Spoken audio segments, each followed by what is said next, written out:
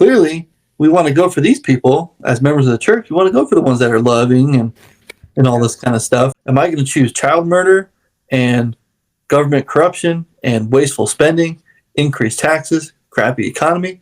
Or am I going to choose someone that we know how we governed before? Life was better economically. Wars across the world were down. I mean, yeah, okay, he had wars happening, but he ended ISIS in like the first year that he was president.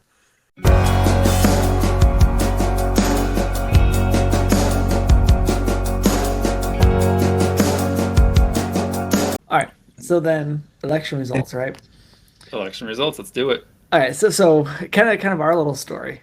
I was trying to call you guys and see what channels you were watching. God, I called multiple people that night because after I think I was talking to Ryan. Ryan and I were sounding pretty tired. Then I called my brothers, and then I was like falling asleep on them, and I was like, oh, I'm gonna go.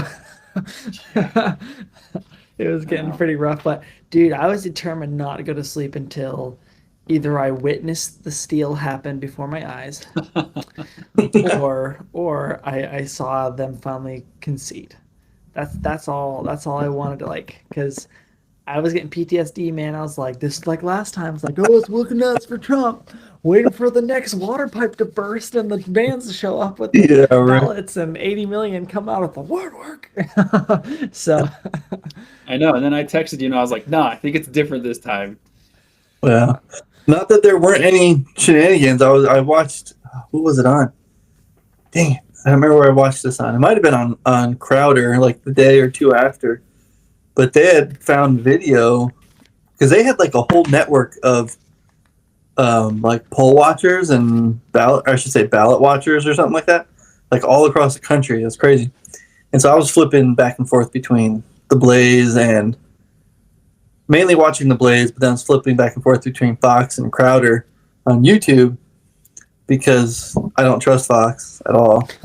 But anyways, so this was a little bit later though, but I believe it was on Crowder, but they had video of poll watcher or ballot counters, whatever they're called. I can't remember what they're called. Ballot counters leaving the building and like counting had stopped. They were like leaving the building, counting had stopped.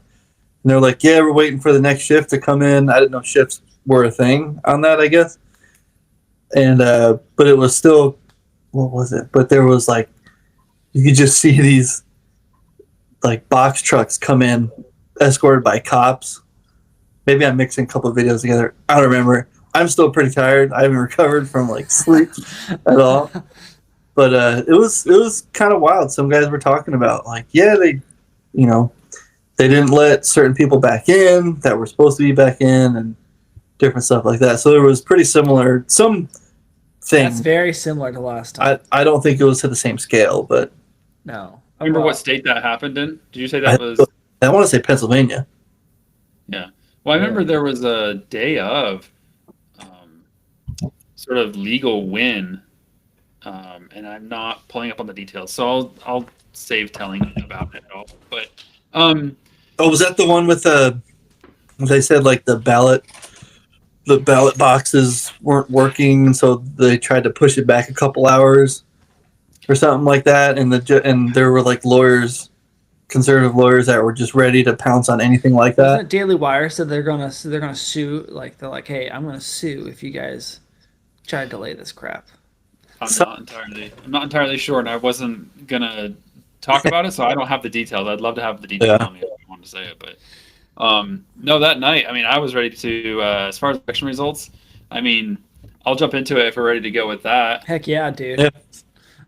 All right. So, I mean, for weeks, months at this point, especially since Kamala had jumped in the race, after assassination attempts and after Biden drops out, jumped into the race, dropped out. I was about to say, yeah, you said that too politely.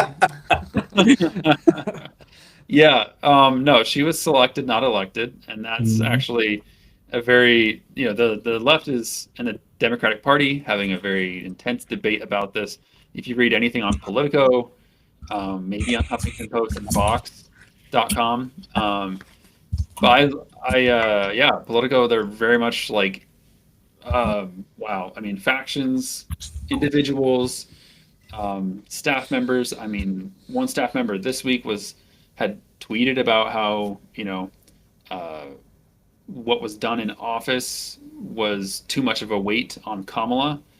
Referring to Biden, and then that staff member had to, like a Biden administrated staff member, or was a Kamala Harris staff member had to delete that tweet that they had What? sent out. Um, Wait, what do you mean? What do you mean by too much weight? Like it was too oh, heavy? Oh, Biden was too much weight. Yeah, Biden and oh, who he Biden. was, his image. Yeah, but it didn't explicitly state him. It was just indirectly, The big guy. inferring the big guy was too much weight. Exactly. So, I mean, and Bernie Sanders lobbed his broadside against the party Mm-hmm. for abandoning the working class. No wonder the working class abandoned them. Okay, but I'm getting off track. So I figured because I was watching the polls, I was listening to Nate Silver's model, and his chatter about it, and how uh, basically there was going to be it's just such a tie. But I don't know too enough about modeling to feel comfortable that I understand exactly all the nuance to his understanding. And so I just kept referring to the Real Clear Politics. I'd read Nate Silver on Substack, keep reading, trying to grasp. But Real Clear Politics is what I found, and I was thinking, because Trump underperformed the polls, or rather the polls overperformed. I'm sorry, the polls consistently from 16 to 20 overperformed Clinton and Biden. It just made sense that that was going to happen again, and the pollsters didn't really adjust their models enough to sample and weight the Republican responses with Democrat responses. They kept like either oversampling or not weighting, whatever that means, enough. Yeah. So it kept favoring a liberal Democratic, who's talking to us, who's willing to answer our survey questions. And so for me, I thought Trump's going to bump up a couple points from wherever they were polling. So if he was, and two, if I could, wish I could show you guys real quickly the RCP average of polls. It takes all polls, and Harris never had a big lead like Biden or Clinton ever did, like up to 8 to 10 points. She was at like 6 to 10 points for several months. And so Harris was always like maybe just 2 points above Trump. That was like the biggest gap she ever had with him. So I was like, either the polls are right on, like for the first time in my lifetime, the polls are right on with Trump, engaging where he was, or it really was off. And I was like hedging my bets because I was like, I don't know. I don't think the polls are going to break in Harris's favor. Like everybody said, it's either going to be a landslide one way or a landslide the other. And I was like, Yeah. I really don't think it's going to break for her. She's too unpopular, not charismatic. She's so vague and bland. But she's got the good vibes. So yeah, it was all vibes and brat summer, in August, and then September and fall, October came around, and I was like, nah, I think Trump's got it. But I was like, I don't know, pulled really close. I was like, I kept going on to 270towin.com, and I could like play through my model of like which states according to the polls that day. So you can tell how I wasted my time for the last few weeks. And I thought that it would be close. And I was like, I think he gets to like 290. And I was like, I hope it's not like a tie, and then we go to the House of Representatives and such a mess.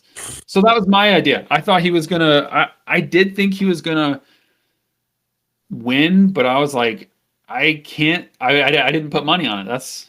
I didn't put money on it. So yeah. I thought it was going to be really close. But I thought he'd still win the Electoral College, like 270s, 280s. But man, he swept them and took Nevada. What did you guys think? And Arizona. Well, yeah, he took back all his 2016 victories and then added Nevada.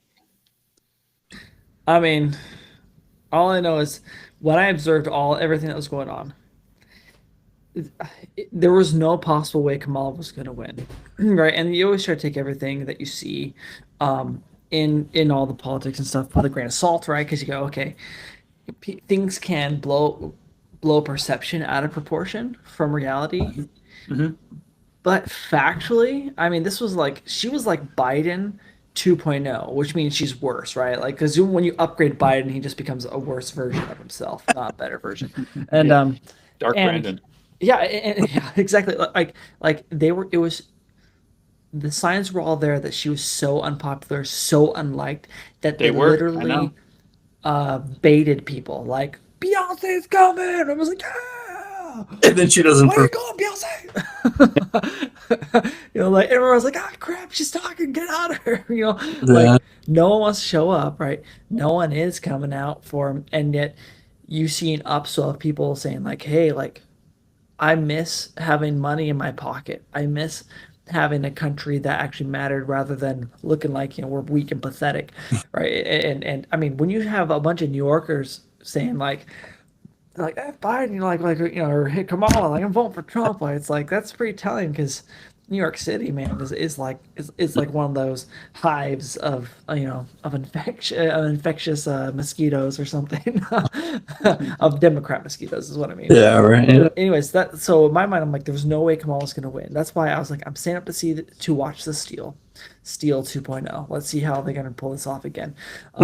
That's just my thoughts on it. And when it didn't happen, I'm like, okay, so clearly this is like in Alma 46 when it says Amalekite and his people. They saw the people come running together, and they saw that they were more numerous than they were. It says that they were now what's the word? How did they put it? They now doubted the justice of their cause.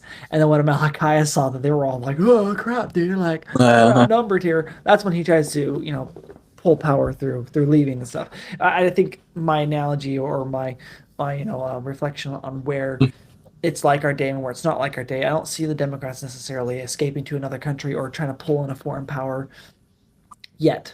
But at least what I saw was a Caterone moment because you had Trump literally saying, "I stand for life, not abortion.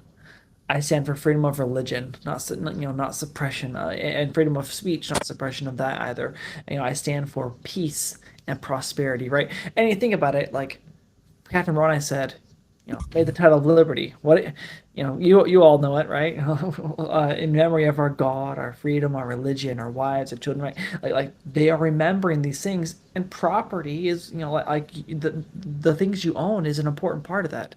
It's not evil to desire to have the money in your bank account rather than it being spent on everything because living expenses are too high or taxes are too high, yada yada. So I knew Trump would legitimately win, like by a margin. I was like, there's like legitimately based off of everything I am observing and trying to discern through the muck, he is going to win. Now, whether or not the people who manipulate this stuff let that happen, I wasn't sure. So I was actually genuinely surprised when I was like, what really what? I was actually so blown away. I was waiting for that late night drop of ballots. But that's just me.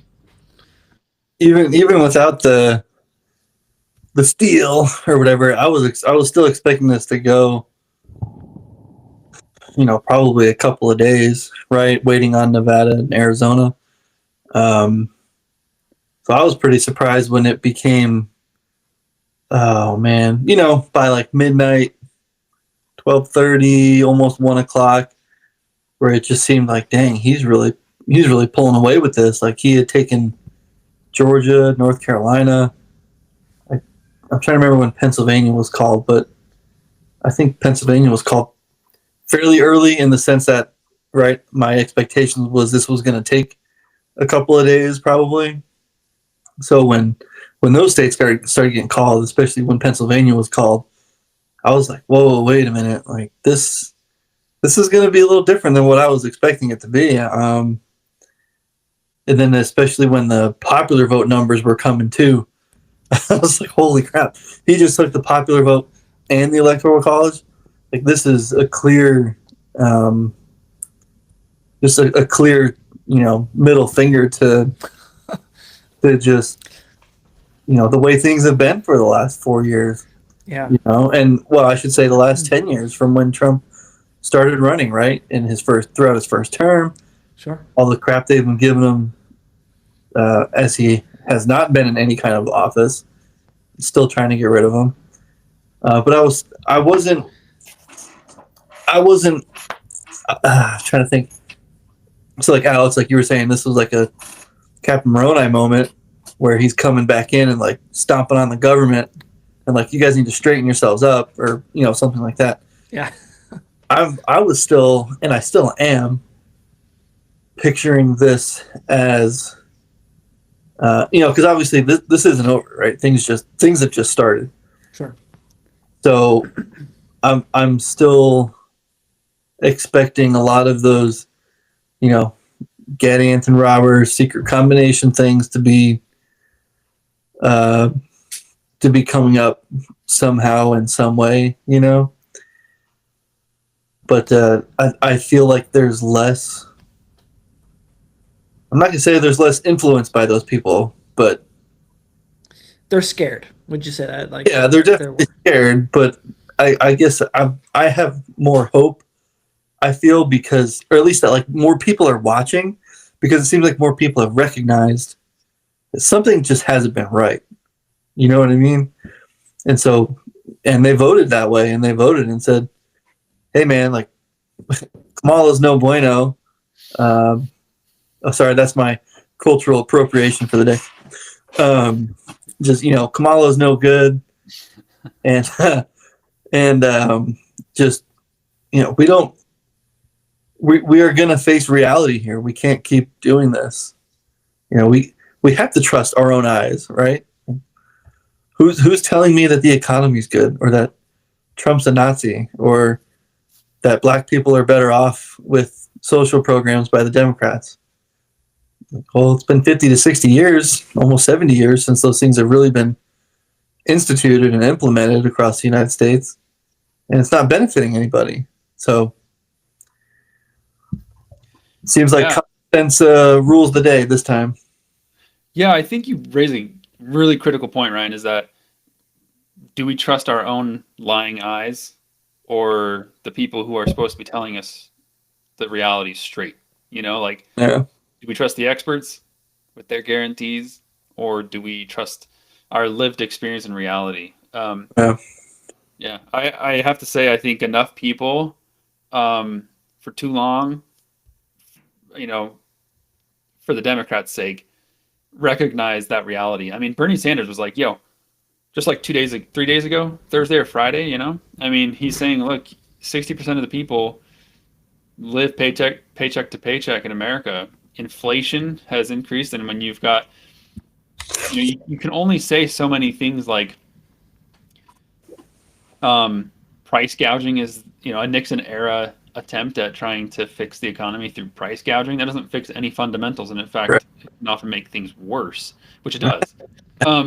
And when I'm, trying to, when $150 grocery bill, let's say, is $200 or more, when gas, which has recently come down in the last month, but for 3 years was up like 70 to 100%, I'm sorry, 200%, and insurance rates, mortgages, like all that stuff, is all up. Like it's all up, it's not all down. It's all gone the wrong direction, and wages haven't increased to match. So let me ask you this then. So too many people are living with this, and they're like, yeah, why would we want the same? Like, why? How could we justify you being in that position, an even more powerful position, when you've already had the role of leading this country into this position? Like, it makes not. It's literally like. Do we go with logic, or do we go with drinking the poison and being told it's the elixir of life, and we're like, yeah, that tastes real good, like going down, holding crap up in my face and being like, yep, that smells like roses. Like, there's only so much that we can take.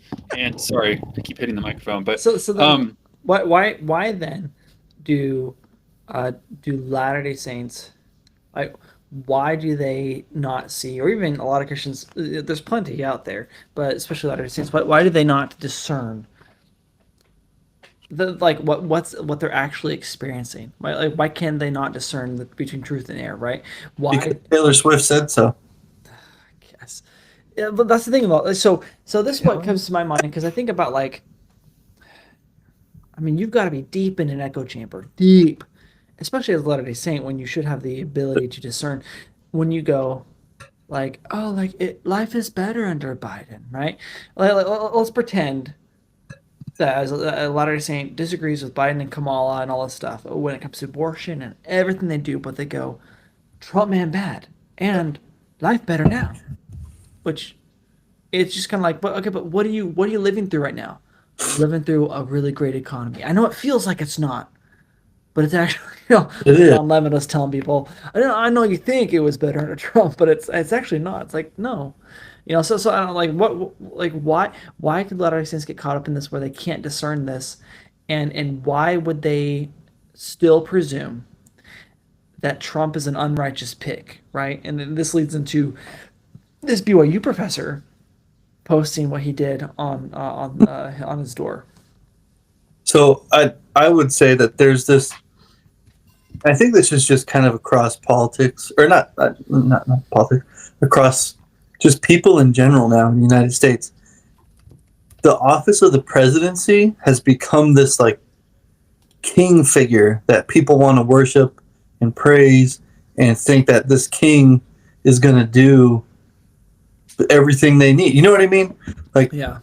they're completely misconstruing what the office of the presidency is supposed to be. If I can talk right here. And so there's that. I think that's one part.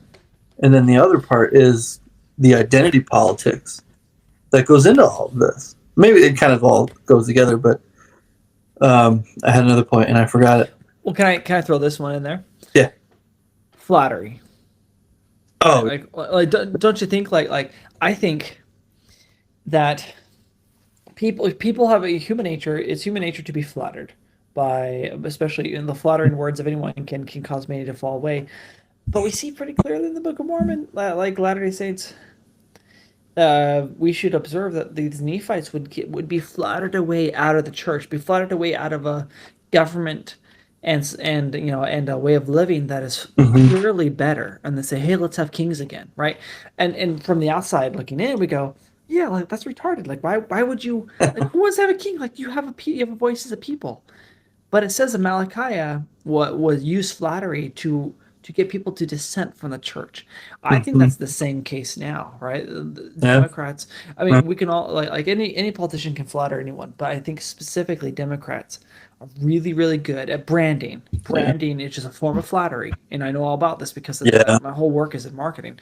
That they're really good at this whole branding thing. They flatter people away. They go, hey, we're about loving one another. Let's make America kind again. I remember when I saw that last election, I almost vomited, like violently vomited. I was like, oh, like that's their messaging. Let's make America kind again. So it's so when someone stands up to a bully and is willing to punch the bully in the mouth and say, I'm not taking this anymore.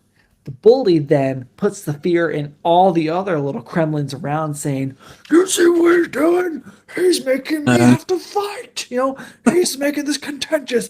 No one makes me bleed my own blood, right? And then like, why you make like we could all just enjoy peace, terrified peace, but we could all just enjoy peace. If you just wouldn't stand up, Mr. Trump, you're a contentious man, right? That's really what it is. But a lot of Saints like to be flattered, right? We don't want to have to deal with fighting. But the Nephites didn't want to have to fight. It says in the Book of Mormon they were grieving at the idea that they would have to kill their own brother, the Lamanites. But they would not subject their children and wives to be enslaved. Right. They understood where the lines were and what that might require when those lines are crossed, Yeah. So that reminded me of my other point, my third point. Is that members in the church get, for whatever reason, feel like they're voting in a prophet. Oh my gosh. Right? Like, we're not going for this. We can't expect someone that's not even a member of the church, number one, to be this prophet that we're trying to elect. Like, it blows my mind that people need to, for whatever reason, there's this vision is out there that like, oh, we got to elect. But that makes sense, what you were just saying, Alex. Like, well, when one side is branded as the you know, we're the party of love, the party of joy, right? The joy vibes of our campaign and this and that. And then you brand everybody else a Nazi. Well, clearly we want to go for these people as members of the church. We want to go for the ones that are loving and all this kind of stuff. And so, yeah, that was the other point I was thinking about. Like, we're not trying to elect a prophet, but Dude, that's such a good point, though. be a thing. Like, it's got to be this perfect man. I will say though, I didn't know this until a few weeks ago, but did you guys know that Trump doesn't even drink? I didn't know that till last week. I was like, what the crap? And then there's Kamala on what was it? Was it Kimmel? No, it wasn't Kimmel. It was Colbert, I think. She's sitting there drinking beer with Colbert. Like, So, haven't had a beer since a ball game or something like that. It's like, well, dude. here's the thing. Going on this idea, right? That I like what you said. That Latter-day Saints act like they are electing a prophet. No. How then do they go? Kamala's the better choice. It's like she tried getting voters by going to a porn podcast. Abortion It's a sex podcast, but the same thing, right? abortion bans outside the DNC. The ads that they ran of, I think we were talking about this a few days ago. Those ads with I'm the new elected Republican congressman. Like, and I'm gonna control what you do in your bedroom. Masturbating under his sheets, watching porn. Then there's another one with I don't remember. They're just disgusting ads all the way around. It's like, Yeah. What? Who? Why? Like, this is just nasty. And it's funny to me that when you speak the truth without any special pretext, without adding stuff to it, right? And then you speak the truth even harder and louder because people are saying, are trying to choke you, and they're saying, shut up, like, no! Right? I mean, that's really what this is. That's what I think Trump has been trying to do and trying to get us to do. Like Trump had to go through what he's been through the last 4 years, which was far worse than what he went through in his first 4 years. Yeah. Because we all had to go, what the F are you doing? This guy's not even in power anymore, and you are trying to destroy him.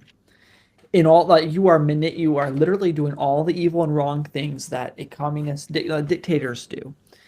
And our lives are getting worse under you, right? So people had to see this, but somehow people go, Latter-day Saints misconstrue peace of any kind with freedom, right? With goodness.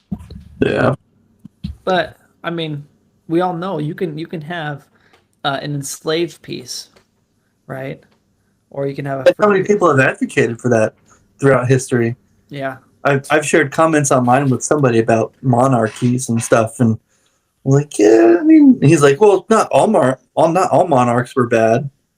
Like, okay, yeah, there's obviously peaceful kings and stuff like that throughout history, but a monarch, one person holds all the power, generally speaking, right? They're not all bad, Ryan. Solo, right? Like, I don't know. It was just kind of funny, and it's like, okay, whatever. This is dumb. But like, clearly, the system we have is what's emulated throughout the world, or tries to be copied throughout the world. Yeah. For as far as wanting peace and growth in your country. So then, you raise it. If I can speak to the question you raised, Alex, about how do we account for, let's say, Latter-day Saints who might vote Democrat or voted for Biden, Harris, Walz, or was that what that was? Sorry, you mean right at the very, like when I first started, said how did people believe that Kamala was the Captain Moroni and not Trump? Like why they might switch that? Yeah. And I mean, I think there are a lot of reasons, because I've heard from a lot of people, who were devastated the day after, or who were. But I mean, honestly, it's mostly just a lot of support was just that weekend at Biden's was no longer on the ticket. A, the senile old man is no longer there. B, it was a person of color to a lot of people who are social justice and believe that there should be that representation. But that's sad. Latter-day see, Saints shouldn't value that. so when it comes Right. to Identity Latter Day Saints, um, I, I think if you look at one of the articles of faith, right? If there's anything of good report or praiseworthy, we seek after this thing. Like, for all of Biden's policy flaws, Biden appeared to be the guy that was, and the media upheld him to be, Scranton Joe. He spoke the language of the elite too, which was, even if people don't understand some of the language sometimes, he tried to be like, he tried to code switch to be like, hey, come on, man, like, he throw in these phrases that show he's Scranton Joe, not a DC swamp creature for 50 years, who could speak that lingo. Now, on the other hand, that doesn't mean he's all knowing and wise and powerful and totally articulate. I mean, he, insert, open mouth, insert foot. Like, he's done that. He's so many times, right? And but I think for Latter-day Saints who seek to speak well, I'm not going to fault them for wanting to say that guy's the one, right? Like, not Trump. He's boorish, crude. He tells jokes. That are crude, and he can make remarks that they think are going to be racist and are racist. And so, like, it's, if you just look at the language, he's irreverent. Biden is the reverent one. So that makes sense on a linguistic basis, even if I might disagree with the policies. I voted policy over personality. I voted issue over identity. So for me, and why I say this too is because in 2016, I was offended by Trump. I was like, wow, he's just going after anybody, telling lies about Ted Cruz, telling lies about Marco Rubio, telling lies about Mitt Romney. Like, I found him humorous at the same time, but I was also like, wow, I didn't like that at all. So I voted somebody else. I voted third party in 16. But then I saw how he governed for 4 years, and I saw the foreign policy decisions he made, and so that pulled me out of. I went for the evidence, as much evidence as I could, and I had also studied media enough that I comprehended voices from multiple sides, multiple ideological spectrums, outlets that agreed with the left, with the center, with the right, and because of that, I also wasn't heavy on social media. I didn't have to break out of something that some younger generations might have had to, and I can't speak to every generation either. I don't know if you guys can, but for me, I just think, honestly, we seek after that which is praiseworthy. And a lot of times, to be honest, Trump's language is not praiseworthy. A lot of times it's funny and it's right on the money and needs to be said. So that's why he's polarizing to Latter-day Saints, let's say, just on a linguistic basis, in my opinion. But also say that Kamala and Biden aren't any better. But they spoke. But the difference is.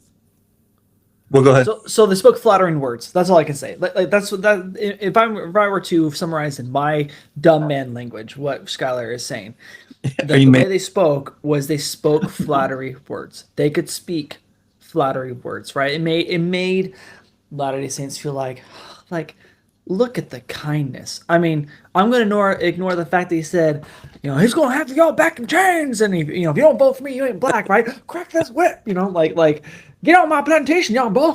Get on, boy. Vote for me, boy. Like, that's basically what they're saying. But we don't have to go there. You could just look at what Biden and Kamala what Biden and Harris both said was they repeated the 2017 Charlottesville lie that Trump said that the Nazi protesters were fine people. He explicitly said that was not the case. And I remember in a first-year writing class in 2018, I brought this up, and students didn't believe it. And so we looked at the evidence, and they were like, oh. So 6 years on, like, Biden actually ran. He announced in 2019 that he was going to run for president with an ad explicitly with that quote from Trump, with that misquote in his ad, about how we needed to get to the decency of America and the soul of America and blah, blah, blah. Okay? And again, Biden was saying that. Harris repeated it just as of last month. And they're going to keep repeating it for the next those are lies. Until Latter-day Saints realize anybody at that level, any politician will say what, like, they need to understand democracy. The Yeah. person's job literally depends on winning the vote of so getting the not the trust, but the favor of the people who are going to vote you in. Like that's the Yeah. nature of your job. For most of our jobs, everybody else's jobs, if you're not elected, you're hired, you go through a committee. They are the ones that vet you and hire you, right? But the rest of us, but when it comes to a politician, the way they keep their 6-year job or their 2-year job if you're in the House, right? Or the president every 4 years, you're going to say all that stuff and everybody's going to be telling you a different story. So I think that for some Latter-day Saints, we need to realize what I really realized, which was you can't just go on the nice language. Because you can definitely get lied to in a sophisticated way. And I mean, in that regard, last thing I'll say is when I've done my research on politics and media, um, the ideological bias needs to be understood. So use all sides and ground news. To anybody listening, if you're listening to this, you probably already use all sides or ground news or you've heard of it. But there's another thing is that I learned that Ronald Reagan, for whatever any of the viewers out there think of Ronald Reagan, in the 80s, he understood that Joe Biden he referred to him as a smooth demagogue. Now, if you've heard media call Trump a demagogue, you know how he uses us them language, pits identities against. Biden was that in his Senate career, and Reagan totally recognized it and knew it, and so did other politicians, not just Republicans. He was known as the smooth demagogue because he could say things in a very pleasing, uh, believable way. It wasn't crude and boorish like Trump can be. Trump's the elitist. Trump's the outsider coming into the game that everybody knows how to play. For the 90s and the 2000s, it was PC. That was the language. It was politically correct. And now it became what commonly is referred to as woke, spoken through any of the tenets of the social justice paradigm, and you got to use that language. And to the point of denying reality about and getting into contentious arguments about what a woman is, like Yeah. what's male and female, Biden revoking Title IX, like just because it sounds sophisticated and good. So people need to up their game and say, okay, I can be lied to about reality. I can be lied to about who Trump is. Apparently he's a Nazi, but it's okay if we vote him in. Kamala Harris will transition power to him. Okay. So Really? How are we going to square that? And I guess that's why some people are really in despair because they really think that women are going to die. Mm-hmm. I mean, they defined women in the first place to, I guess, believe that they're going to be killed by Trump. And then, that Trump's going to start World War III. The Biden-Harris administration has, by their failure in foreign policy, gotten us into World War III closer than we've ever been. Yeah. Ever. Well, So just to say, language.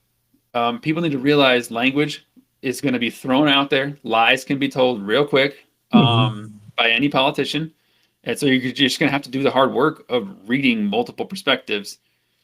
Because each news outlet, for instance, that you're getting your info from, no matter who forwards it to you, it's always going to be a limited perspective of that issue. And always, it's always going to be limited. That's my opinion as a teacher of rhetoric and media. And so, would you say that I'm being too simplistic in our current day and age right now? That this is going to come more down to what your value system is. I understand being convinced and manipulated emotionally by the media, right? Let's say if I consume the media, but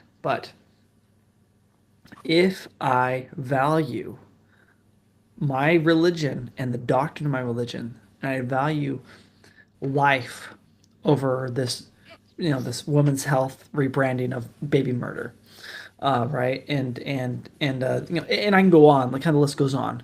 That so if I value what my religion actually teaches more than than anything else, shouldn't Latter-day Saints have this ability to say, hold on, something's not right here. They don't have to be convinced Trump's the man, but they should be convinced enough to say, I need to dig. I need to look. I need to understand something going on here because he's Hitler. but she's murdering, children and destroying children who are already growing up with transgenderism, all that sort of stuff, right? So shouldn't my value system, if it is where it ought to be, help me navigate these waters better? Because I think the truth is so obvious, right? Like the evil is no longer speaking nice terms about it. It's just like people understand now.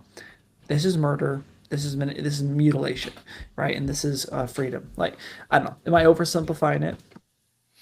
Well, I think what you're asking, if I can repeat it right, just so I get it right, is uh, Latter-day Saints have um, like spiritual aid through the gift of the Holy Ghost. They have the Book of Mormon that should be able to perceive the values. Um, shouldn't they be able to? I guess is it perceive what is true and false, or is it? Are you asking? Shouldn't they be able to make a political decision, like a candidate decision in an election, with clear, stark, black and white terms? Is that what you're Yeah, I asking? think I think more like that, right? Like that they don't have to be convinced he's the right person, but like when I see, let's say if I watch someone's story of like a black person who's like, I realized I've been indoctrinated and I did my own research and voila, right? Now I've been red pilled. Shouldn't Latter-day Saints be more easily red pilled because of our doctrine? We have the gift of the Holy Ghost. We have doctrine that's clean and pure, right? And we should be speaking about this, or is some of this fall back on the fact that we have now outlawed speaking of politics at all in church when everything is now political? So how do you avoid that without allowing the cultural allowed political discussion to dominate church discussion? And then you can't be like, no, no, no, no, like gay marriage is not right, right? You know what I'm saying? Is there a role in that potentially coming in here? Am I going all over the place, or am I making any sense? I mean, you mentioned a few different points. Like you raised a few different issues that are worth talking about. Um, and of course, I'm a Latter-day Saint, so I would probably think, yeah, like a Latter-day Saint should be able to distinguish this, but we're all, just one individual in the midst of, a shared language with different definitions to every word. Overt manipulation by media to cast words using a particular ideological slant that they agree with and that they can use because they have the freedom to do that.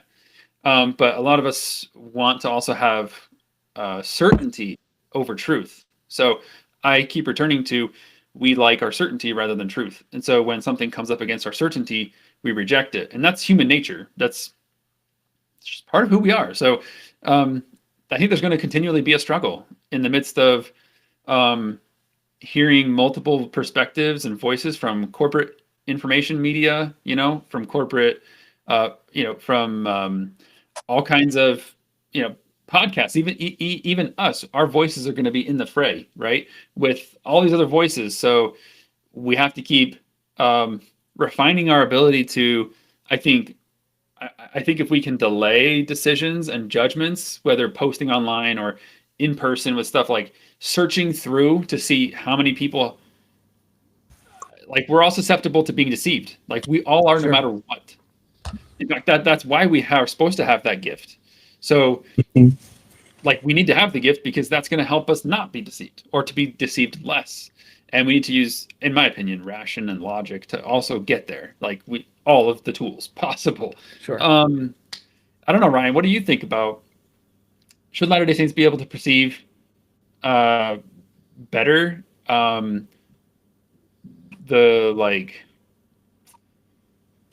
Gospel principles and how they relate to policy and politics, kind of thing, basically.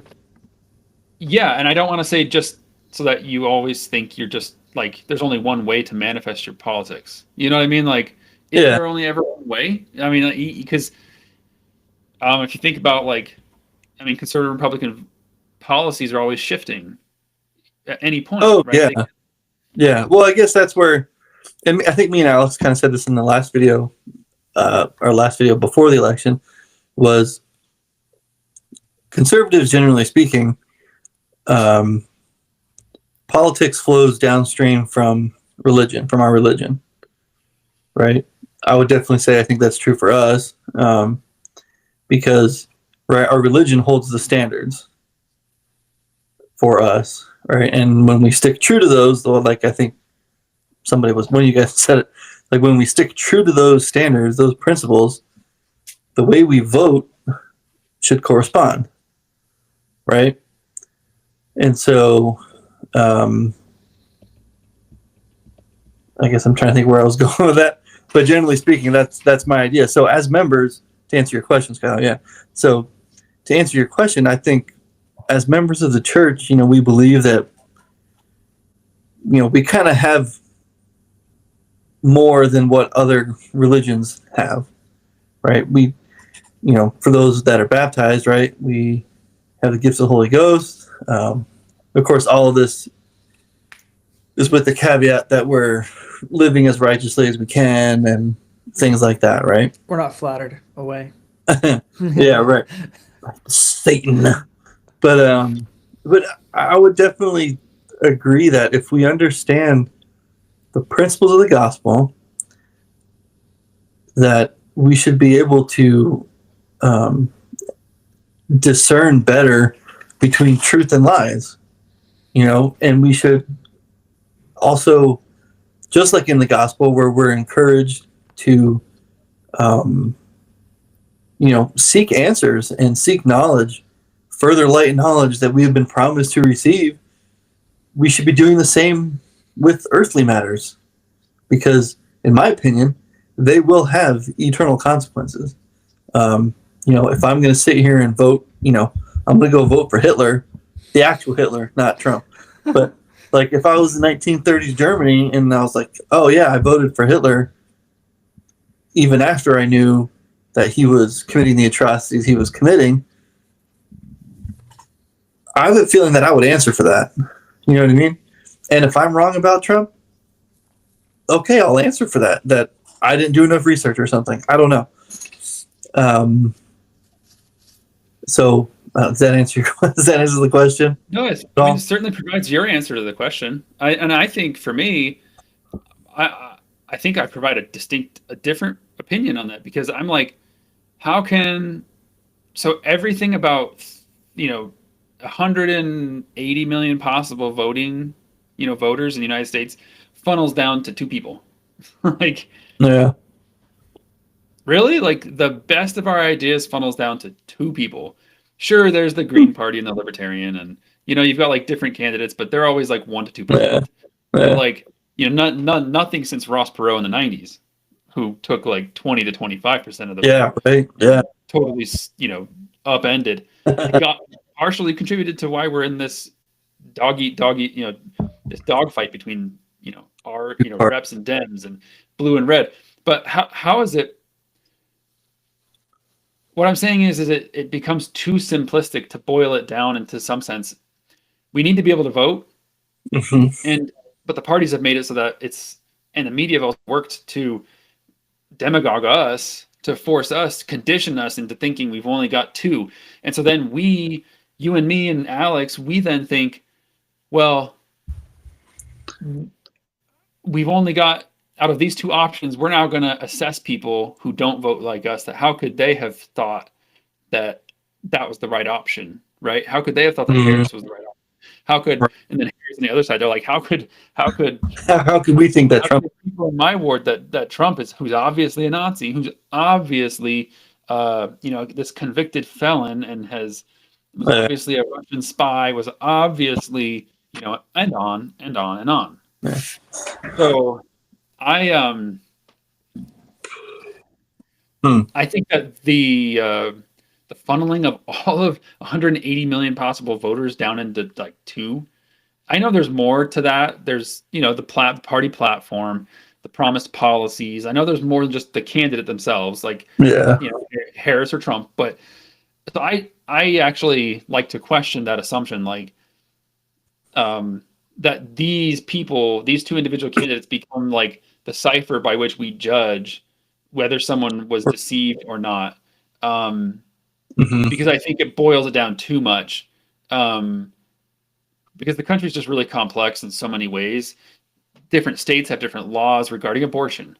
Different states but like generally on principle, I would agree with you, though. I think that Trump's policies and proposals, they actually, well, for one thing, they were clear where Harris's were not, and Uh, and they did in most they did okay. They agreed more with what my principles would be with how I thought the country should be governed than Harris's did, and I thought that those proposals lined up more with the uh, my understanding from Doctrine and Covenants, from constitutional history, and from like Book of Mormon principles about governing. I thought that they aligned more. So I'm with you on that. And yeah, I have a problem with funneling our identity as Latter Day Saints and whether we are deceived or not into how we choose to vote. Well, For so two I candidates, for two fundamentally, distinct candidates, I guess is what I'm trying to say. I fundamentally right. agree with that, fundamentally, Mhm. but this is one of those rare moments in American history where it was down to it really was like if you paid attention, if you understood at all what was at stake, which like the Nephites they weren't. That hence Captain Moroni was like, "Wake up!" Right? Like that's why he did his thing. Mhm, mhm, And mhm. like fundamentally, so principally I agree 100% with you, Skylar, but I think this is one of those rare exceptions. Like this wouldn't apply to, to all these other elections that have happened before, Obama, Bush, Clinton, whatever else, right? Like you there's still you could be like, "Oh, this candidate might be better." But fundamentally or like ultimately this I feel like this election was like it was like yeah, you could see your value system uh, uh by seeing who you voted for this time, right? Were you Uh, going to be flattered away, or are you going to choose freedom? That's what I think. I guess what yeah, kind of like what you're saying, Alex. What I saw in this election cycle is the clear kind of the extremes on each side without getting too well. I'm not going to say without getting into violence because we all saw BLM and Antifa and all them. And there really wasn't much from the right because they want peace and just want to be left alone.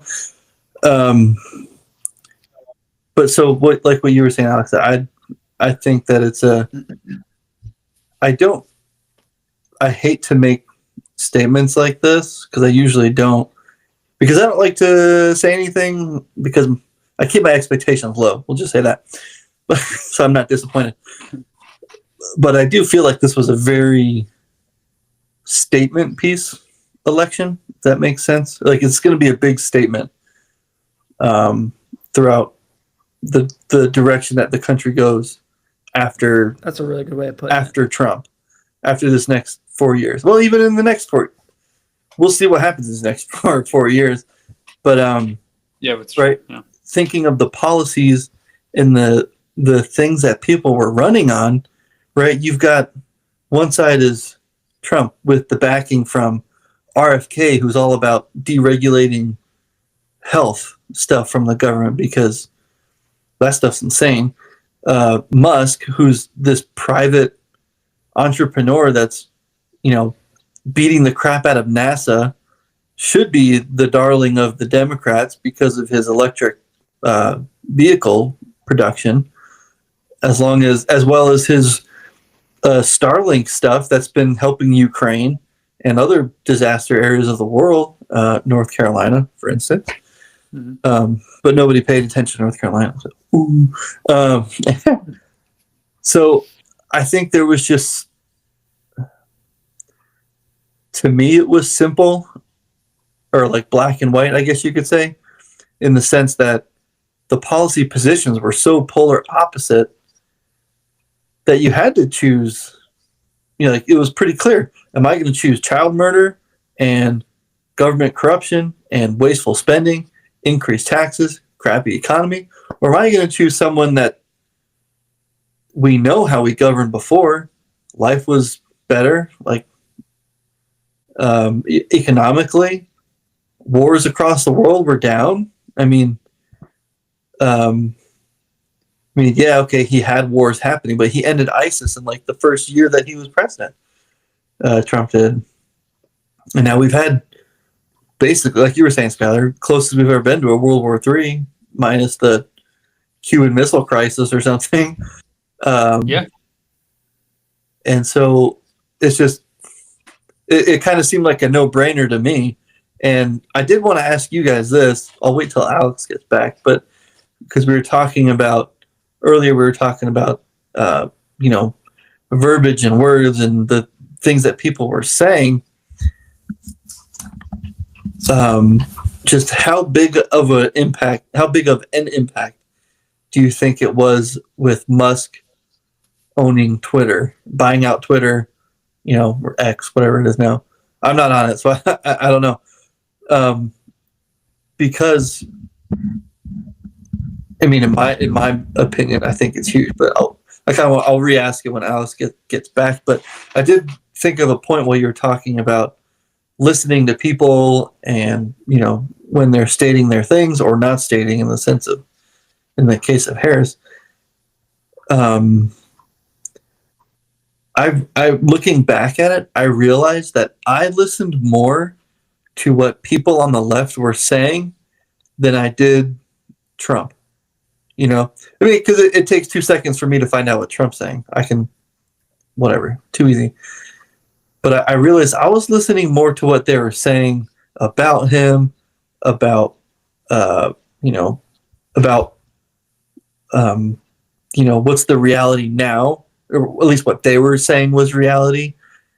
And so it was just kind of like, these people are clearly lying to me because my eyes and my wallet are experiencing something very different, And so I would honestly say my vote was partially based on the past experience of Trump's first administration compared to this Biden-Harris administration.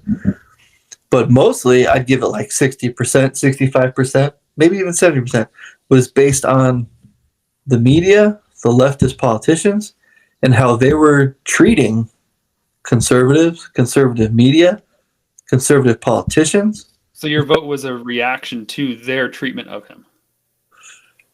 Yes. How they characterized him, because you were like, you guys are focusing too much on his character or what he says, when Harris and Walz have also terrible character. If we're just going to go on character, yeah, Walz has like 10 pretty basic lies about who he was going back, 2 decades, 3 decades. Yeah. In his, campaign for the House back in 2000, was it 5 or 6? So you're like drawing this distinction between like, hey, I'm actually going to vote to you guys' hysteria about how this guy's about how our democracy is supposedly fragile, and he's going to just come in and break it up into a million pieces, and we're never going to have our democracy again.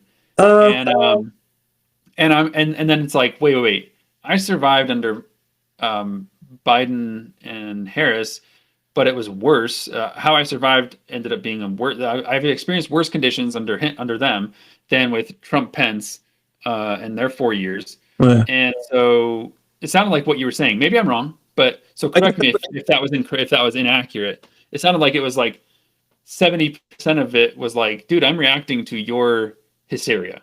Was that fair, or is that close? Or I don't know if reactionary is the right word. I would just say, kind of like everything else, everything that they were saying. So it wasn't like I'm going to vote for Trump because I don't like them, and so he's on the other side. Yeah, right. Okay. That's not what I meant. What I was saying was more of the things that they were saying was it was giving me the same result as the things they were saying about the economy, right? The things that they were saying did not correlate to Trump's actions. Oh, to reality. Sure. So they were. Yeah. So they were propagating misinformation. They were lying, straight out lying. Yeah. Inaccurate characterization and representation. Yeah. Fair enough. Yeah. That certainly played a role in my own calculation of. I mean, if for example, if Harris had won, I just would have been like deflated, because I'm like, I know how media selects and deflects information for their viewers to read, and I just when for example, when the LA Times the USA Today and Washington Post, or I guess Washington Post was first, and then the other two followed. They didn't endorse anyone. That was essentially a no to Harris. That Yeah. was a slap in the face, 100%. right? She'd already lost like Teamsters and union support, and now to lose three major papers in the nation was. So for me, I thought, man, she definitely lacks the support, and she's not getting the media backing to win. And it's almost like you asked about the Twitter file, or I'm sorry, you asked about what role Elon Musk's purchase of Twitter might have played. And I thought immediately well, maybe not immediately, but it certainly shook up the fact that, oh man, this sort of leftist echo chamber that journalists really rely on, because I knew they really relied on it and posted stuff. And it was really toxic, just no rhyme or reason to the cancellations that had been occurring, especially since Trump himself got canceled. Okay. Yeah, right. Why Musk mattered in that moment comes later. So if you follow a liberal journalist, his name is Matt Taibbi. Name sounds familiar. Yeah, he partnered with, Musk hired him to be like, hey, we've got all this junk on Twitter, and you get to go through it as a journalist and look at it. So he called it the Twitter files, and then also the Facebook files. Yeah, looking at really the logic and the down to the coding and down to everything they used in order that staff members used at Twitter to manipulate Twitter feeds and what posts get exposed to the subscribers to a profile, but then also the email communication chains that showed how much the Biden administration was pressuring these media organizations, social media organizations, to throttle certain content, whether it was regarding COVID or it was regarding and doctors' voices that disagreed with the experts that mainstream media was pumping out there, or with regard to election, or with regard to, but really it was the behind the scenes, the revelation of the behind the scenes that I don't think most people paid attention to that, honestly. Facebook files, Twitter files. I think so few people read anything about that. But I think what it did is it began to crack the media silo of information, and it started to cause people who were feeling that pressure, like Mark Zuckerberg testified. Let's say he's telling the truth. Yeah. And the emails and everything starting to back it up. I think for whatever you think of Musk, I think he is genuinely striving to value an ecosystem based on his personal calculations of what makes us and able to survive, especially a democratic one. And I know there's been criticisms of him. He's like, oh, he's just now canceling people, and most of that's false. But I think there's some criticism to go around, which is fine, because I think he takes criticism and moves with it. I think he loves it, actually. Yeah. So in any event, that's what I think Musk's purchasing of Twitter did, is it broke that wall of also ad support that was like, hey, where advertisers could jump in and say, support these causes, we'll keep funding you guys. You guys do great work, and it supports the left. It's something that if I were an advertiser, I'd be like, a big advertiser, like, I believe in it, because like a lot of his advertising support has just dropped off the face of the planet, like a crater, as far as ad support for Twitter, and mostly left-aligned businesses and companies and organizations. So I think that's really what then led to also Substack becoming really big, and Matt Taibbi broke that stuff on Substack, and so I think it also then led to Mark Zuckerberg, who saying what he said back like 2 months ago, that Biden was a bad A, or Trump was a bad A for when he got up after being shot and like pumping his fist in the air, and that gave permission for a lot of other people. He gave other people permission to be like, okay, it's actually kind of okay for me to like vote for him or to maybe even donate to him or even talk about it a little bit.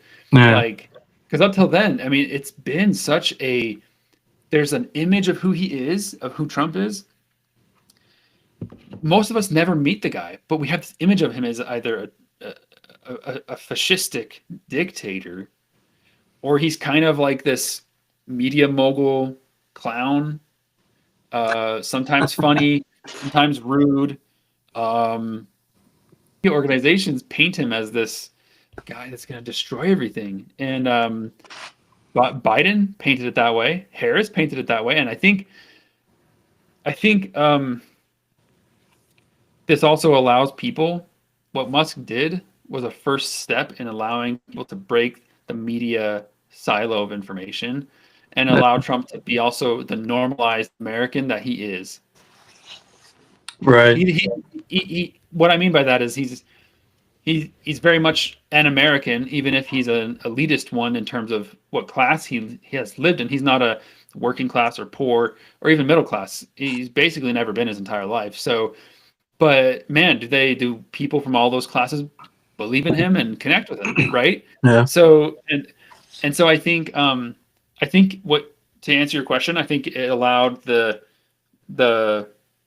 strangle, like the ideological discourse stranglehold and the reality to stop being such a gap, and it allowed more of the people to realize, oh yeah, this is some kind of weird cloud up here that's like obstructing the vision of what's really going on the ground.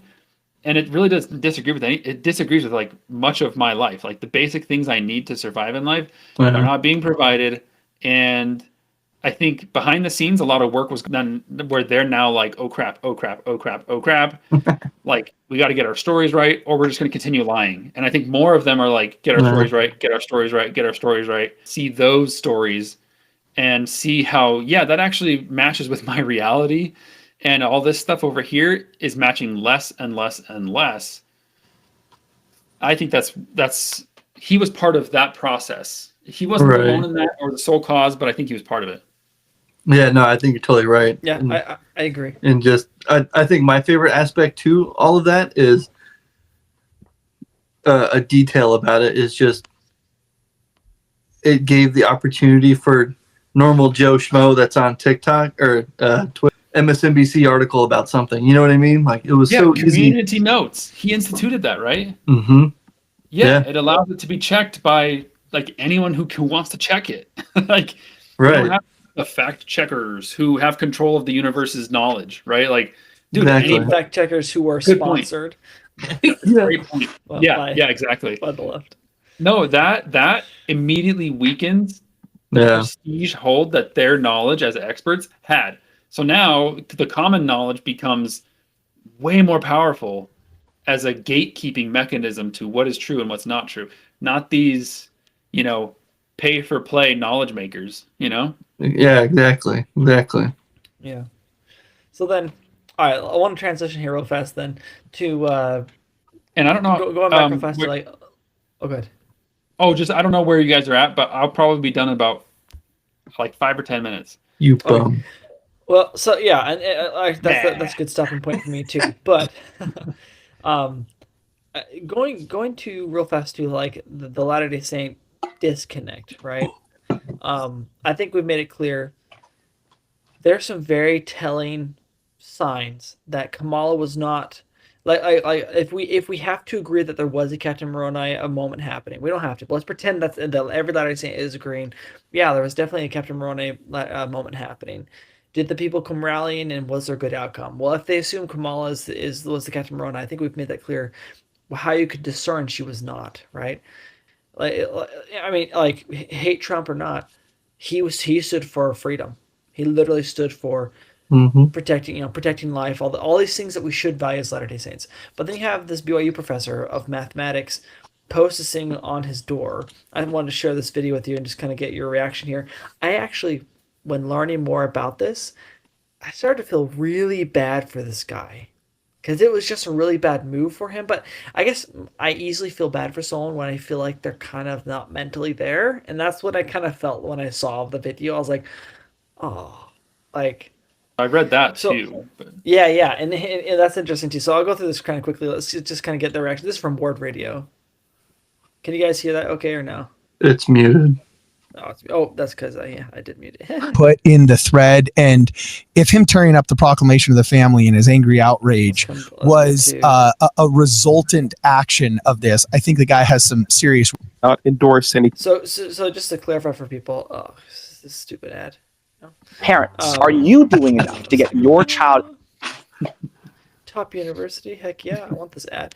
ad blocker, man. Ad But ultimately, he said, he quoted from Mosiah. Mosiah saying, if the people will choose that which is, choose iniquity, right? When the voice of the people, the majority of them, chooses for iniquity, then we're ripe for destruction. And he said, if you voted for Trump, read these. Basically, you're part of this majority of people who have chosen iniquity. We are ripe for destruction. And man, I could agree with that concept on so many policy and just kind of like the actual legalization of many evil things in this country. But not when it came to Trump. And I was kind of like, this, like not because I'm a big MAGA fan, but because it was just very obvious from the things we've been discussing. And so, yeah, the Cougar Chronicle reached out and said, hey, like, are you aware that, you shouldn't have, like, this could be violating, BYU's pledge of all professors that you don't be political, you don't, sure. So was Abinadice, right? He disrupts the people. He's spoken out against our king. So does Alan Amulek, right? Et cetera, right? At the Moroni threatened to kill a bunch of Nephite citizens that didn't follow the government. Yeah. So there's that, right? And that's actually that was a point I wanted to bring up earlier, was the fact that I was like, one of the things that people get caught up about is that it sounds too intense. Like, imagine how many Nephites were probably like, man, hold on there. Whoa, that's a little bit too much. Like, hold on. Saying you're going to put someone to death if they don't help the country because the country is being attacked, extremism that maybe Latter-day Saints opposed to, but that probably so did Nephites. But enough Nephites said, hold on. Like, we got to do something about it. And that was the point I wanted to make earlier. But in this video, right, he kind of goes on to say, hey, I'm not endorsing anyone, which technically he was not endorsing anyone. He makes this list of here, but he says, number 3, the idea from the last paragraph comes straight out of the Book of Mormon. If it offends you, then you should be offended by the Book of Mormon. It offends you, then you probably don't believe in the Book of Mormon. And they discuss it. I think Cardin, he gives me his points, but I think the other guy's points are a lot more valid. But here's the video. In my opinion, it's clear that he doesn't realize what he's ripping up. That's what I think. Did you try to pull up the video now? So, here it is. So this is the video that you've been pulling up. Okay, so let's somebody went. It appears as if the backstory to this is somebody went and taped a family proclamation. So either the guy had taken his original paper down. Is Kamala much better, sir? She wants to. So what happened was this kid taped the proclamation to his door as kind of like a response, which is stupid. Professor shouldn't have taped stuff to his door because students are going to respond. So he kill babies. No, she doesn't want to kill babies. She's pro-abortion. Ooh, he got real quiet. Wait to see what happens once. Here, I'm gonna. Did you just tear the family proclamation in front of you? I'm tearing this, sir? Because I think that's modern revelation. I have that all on video. Okay, you see what I'm saying? Like you see how I could feel sad for someone. Like, I don't know. Are you guys convinced he knew he was tearing up the proclamation when he did it? It looked like he looked at it before he tore it up. I mean, maybe he didn't look too close at it, but then the person recording, brings up, hey, that's a kind of a controversial move to make. You're tearing up this modern revelatory document. And, it's kind of like, I agree with that, but I don't really. Like, that's kind of like a gotcha. Like, yeah, that's what I'm saying. Like, so I'm like, I don't agree with like that's kind of low hanging fruit, like for clicks. Yeah. What could be used later for clicks. And I don't know if the person was saying that right up front, but I don't know. I'm not going to go up to somebody and do that myself. So most people won't. I don't know. He's definitely providing controversy, and the professor, did tear it up, and I don't know any intent behind that. I don't know. It seemed like he was just flustered and upset, couldn't express himself, and he's just like, "Look, I'm so mad at you right now. I'm just tearing this up. I don't know. I don't might be wrong so too. maybe hold on. Let me replay this real fast because like I said, I don't think he actually knew what he was tearing up, and I'm not trying to help a guy who obviously should be held accountable for his decisions. But like, you see the video, he opens his door because he notices the kid taping something to his door. I don't see a single moment. Pulling up. Okay, so let's do somebody this. went. To watch. It appears as if To the read that. backstory to this. Maybe prior to the video playing, he had looked at it to see it was a proclamation. Maybe. But as per the video, I don't see him ever actually noticing what's being written on there. He just understands the kid is protesting what he wrote, which we wouldn't do that because we're not that sort of kid. We're not willing to be stupid. But when you see the man speak and act, I see someone who has Asperger's. That's all I'm saying. Like I see someone who's not really there, right? Oh, I don't even know. Yeah. Well, he's just like, oh well, like this guy just doesn't seem quite normal socially, and I kind of feel bad. Like that's just what I think. Like I'd hate for anyone to be like, like first of all, I don't know if he actually knew what he was tearing up. Second of all, he should have, but you were caught in the moment. You're flustered. You're angry. Should have backed up and like, oh crap, did I tear this up? His own. Yeah, it was on his office door. And then someone else comes up without permission and posts something on his door. He probably feels like I have the right to tear whatever up. I can take it off if I want. Seems like he was going to leave it there, but then he decided he was going to take it off because he seemed like he was getting annoyed. So I can't speak to that other than just what I saw. I can speak to like what he's arguing here. Where he says, if it offends you, then you should also be offended by the Book of Mormon. And I was like, that's a logical leap. That's a logic, like an error, right? Like, yeah. If one thing offends you about the Democratic Party or the Republican Party, then you should be offended by all of it. And you probably don't believe in it at all. Like, that's a very illogical sequence of premises to get to that conclusion, where it's mistaking one item for all of it, right, and all of it for one. So that's a problem logically in itself. So that doesn't speak well of his ability to logic. If you don't like the chicken nugget Happy Meal, then all the menu items suck. And I think it's common for us to say stuff like that, to generalize from a specific instance, but what was interesting to me is that he says it is common for he quotes Mosiah 29, 26, and he says it is common for the lesser part of the people to desire that which is not right. And I was like, I mean, honestly, like, either way, especially given now that you've got lesser people choosing Harris and more people choosing Trump and the Republicans. So he didn't quote the next verse? Did he not quote the next verse where it says, and if the people, if it comes a day when he does, so he does quote that one part. Okay. Yeah. But I'm saying, like, because one is going to gather the majority of the vote and one is going to gather the minority. But I'm like, that verse actually undercuts his own argument, in my opinion, where the lesser part of the people, to desire, it's common for them because they can manipulate things as a small group and blah, blah, blah. But I guess I just wonder, like, I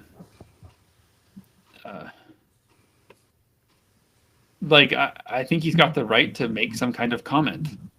I guess that's what I'm saying. I was like, he's got the right to put it on his, and I actually applaud this when I see, doors and I see stuff on professors' doors where they're, any of the universities and colleges that I've worked and taught at, because I want to see the arguments. That's where I'm at. I'm like, I want to see the arguments, provocative or controversial, or because I want to be like, wow, I can counter that argument. Like, let's go. Like, let's talk about it. But they also have to be. But they also have to be. What's the term? Honest about receiving critique, though, too. Yeah. Receiving that counter. Like, if he's going to sit there and post his views, but then tear up anybody's opposing views, well, then that's intellectually dishonest, I guess you could say. Maybe not intellectually dishonest. What would that be? No, that's intellectually dishonest because in a way you pretend to understand things well enough that you can proclaim on your door. So therefore, you are an arbiter of truth, and no one else has anything more than what you've proclaimed, right? Yeah, Which, right, exactly. you know, intellectualism means you seek out truth in all areas, and that's a closed wall there. And he Right. said, if you vote for Trump, read this, right? Repent, right? That's But then he gets Yeah, mad when somebody comes up and says something about it. Yeah. Yeah, and you should expect this prophecy to be fulfilled, he says, right? Like, so because you voted for an evil man, we and did 08 to 016 to 16. so I don't know. I just think I mean, I don't know how BYU is responding to this incident, you know, like administration. Compared to all the other crap that BYU is doing, this is the biggest nothing burger the administration at BYU should be worrying about. They should be more worried about the fact that you have family life people saying that abortion's a positive thing. It's like, you know, if someone's poor, it might be important for them to save their economic, future prospects by murdering a baby, right?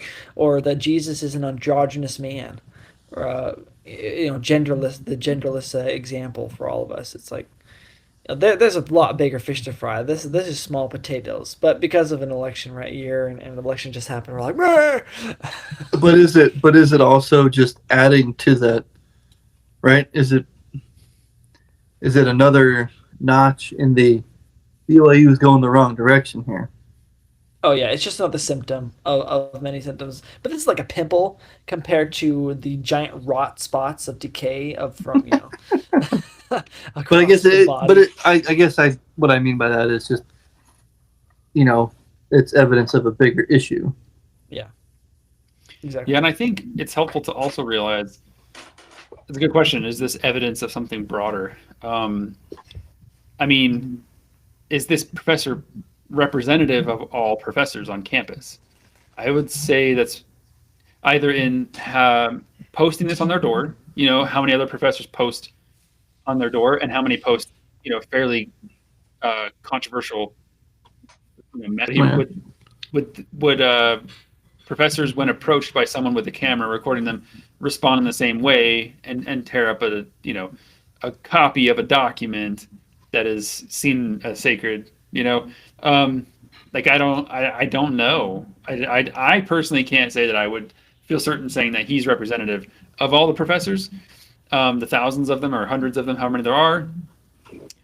But it's one more piece of evidence inside what Alex is pointing to as a broader narrative of what perhaps what is happening on campus with like ideological capture or politics invading the various disciplines and academic spaces.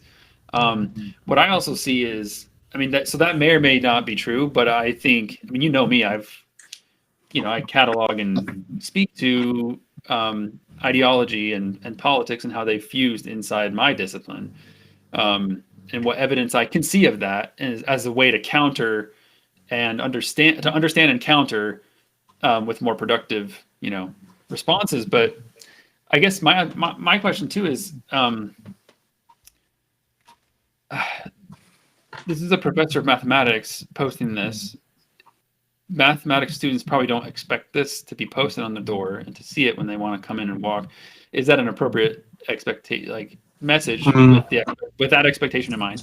But also, this is also a professor where they're seen as an authority figure. I was just thinking that. This imbalance. Yeah, there's this imbalance. Yeah, you get it. Yeah. You get what I'm trying to say. I would, as a professor, be like, I know what I'd be posting on there. In the humanities, that's kind of a given. Like in English, for instance, like you can post whatever you want on your door. Well, maybe not whatever you want, but your personal views, rather than like the views of your discipline or things about your discipline. It's like, yeah, I can post my personal views. Like that's sort of what's accepted. Yeah. I don't know if that's in a contract that they signed, but sounds dumb. I don't know about like STEM fields, because STEM fields have less of that ideological infusion. It's like the humanities do, like mine, like English, rhetoric, right? Well, I was just thinking, what's the difference between the STEM fields and the humanities? Well, STEM deals with measurements and if you mess up a measurement, you screw up something, right? Like hard numbers, hard facts, hard truths. And not that those don't exist in the humanities, because I believe that they do, but it just seems like those can be, right? The meaning of a word can be twisted to be something else, as opposed to, hey, bring that 2x4 over here because we got to build something. It's like, Well, we all got to go. So I just want to close with this idea, which is Oh, yeah, true. this would have been far more acceptable if the professor, either sarcastically or sardonically, or just because he actually believed it to be true, if he had actually posted some crazy equation that proved Trump was Satan. You think Right? it'd be more Or- acceptable? yeah, a little bit more, a little bit like cosine equals, this 666. All these numbers came from Trump's campaign. Right. He is a dumb, right? Like that would have been far more entertaining and hilarious. And if he meant it seriously, even more entertaining. And that would have been more acceptable rather than him being like, I'm an authority figure. Here's this thing, like I think he could have gotten away with it a little more sneakily if he would have just like baked in some crazy math equation. But I digress. it weren't for those I meddling don't know. kids. I guess we'll never know, which is, who knows. But it's an interesting point, because he would have inserted his his professional perspective, Yeah. right?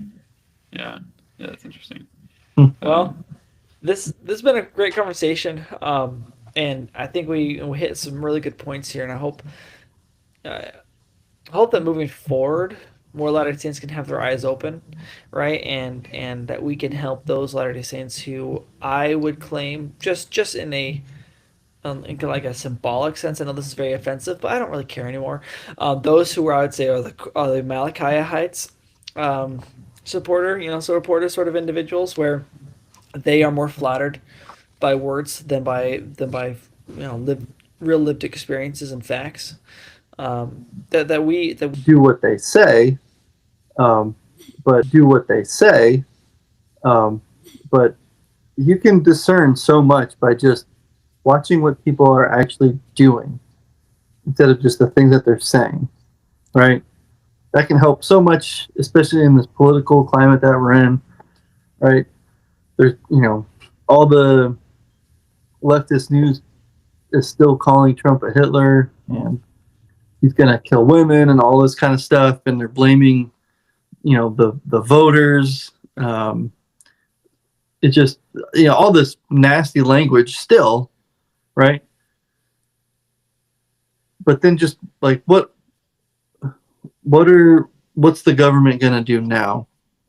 And just compare things, please. Don't just take one side and just run with it. Like, actually pay attention to what's happening, I guess, and discern for yourself what's happening. Yeah. I think we'll be pleasantly surprised. Hopefully, anyways. Yeah, I think it's definitely a possibility. I think mine is just a question. We can't leave this on a question. Yes, of course I can, because it's going to make a statement. It's, has the rhetorical effect of an. I don't know what that means. Statement via question. Okay. So all it is you realized Harris, her staffers, and the media were lying about Biden's senility and stamina and cognitive state. That's a great question. Go back pretty far on that one. Yeah, for some people it was this summer. Yeah. Debate. For a lot of people it was debate. That's the reality is. And for some people it's still not. They don't think that they were. They're just, oh no, now we know new things about him. No. It's been years. To ask people, Yes. what conspiracy theories, conservative conspiracy theories, have been just that, conspiracy theories of the last 4 to 5 years or 8 years. Let's say 8 years. The last 8 years, what conspiracy theories have stayed conspiracy theories? I hope people can put this in the comment section. I want to see. I want to see. It'd be good. Yeah, Questions for. post the Maybe comments. maybe That'd be we'll great. get some Latter-day Saints to answer Sky's question. Say I was today years old when I realized this about Biden. Yeah, today years old. I hope we don't get any of those because I kind of feel bad for those individuals if they waited till our podcast to figure that out. Dude, I'm all for it. I am all for someone saying today years old. Because it's coming to understand things as they were, as they are, and as they're going to be. Exactly. I mean, that's straight from the Doctrine and Covenants. Like we are striving at every turn to try and comprehend what something has been, what it is, and what it's going to be, burdened or unburdened by what has been. I was gonna say, man, this sounds so unburdening by what has Slap. been. This is great. Well, Wow. on that note, now that we've gone full circle, thank you guys for being on here, and I'll see you all later. Yeah, guys. Later, man. See you guys. Have a good night. See ya.